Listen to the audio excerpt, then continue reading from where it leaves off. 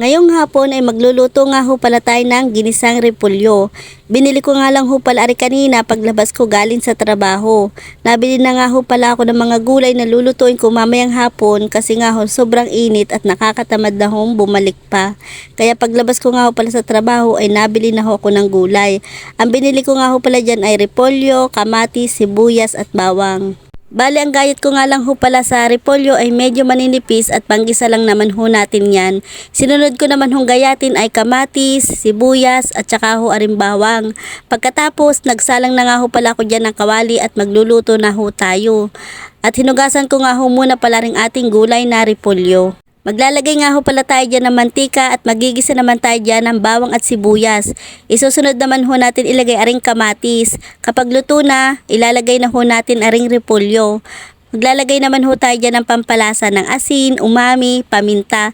Tapos halu-haluin lang ho natin hanggang sa dumikit yung lasa sa ating gulay. Atin muna tatakluban para mabilis maluto.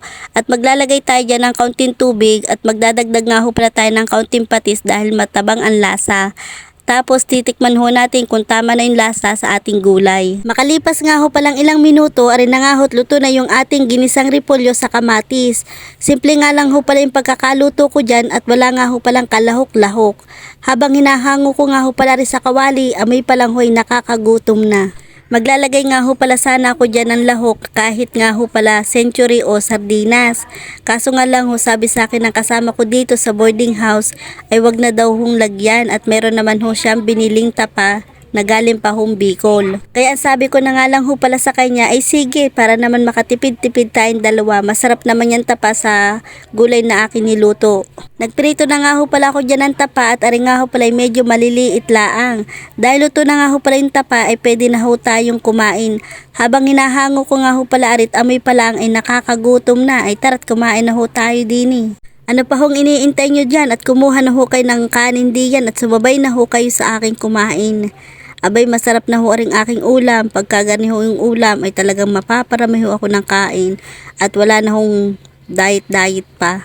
Bahala na muna kayo dyan mga kalinggit na maglaway at matakam din sa aking pagkain. Digay kasarap naman hong kumain lalo na ho kapag nakakamay. Naalala ko nga ho pala bigla kapag nga ho pala ako'y nasa probinsya at pag nakain nga ho pala ako ng ganito. Abay, nakataas pa ho yung paa ko at kung saan pa ho ako napwesto. O sino ga ho sa inyo ang ganon kapag nakain? Hindi lang ho siguro ako. Pagkatapos nga ho pala namin kumain diyan, naghimagas naman ho kami na ring banana con yelo. Good luck na naman ho sa aking ubo. Pa-follow, pa-like, pa-share. Salamat ho sa inyong panunood at support. Bukas ho uli. Bye-bye!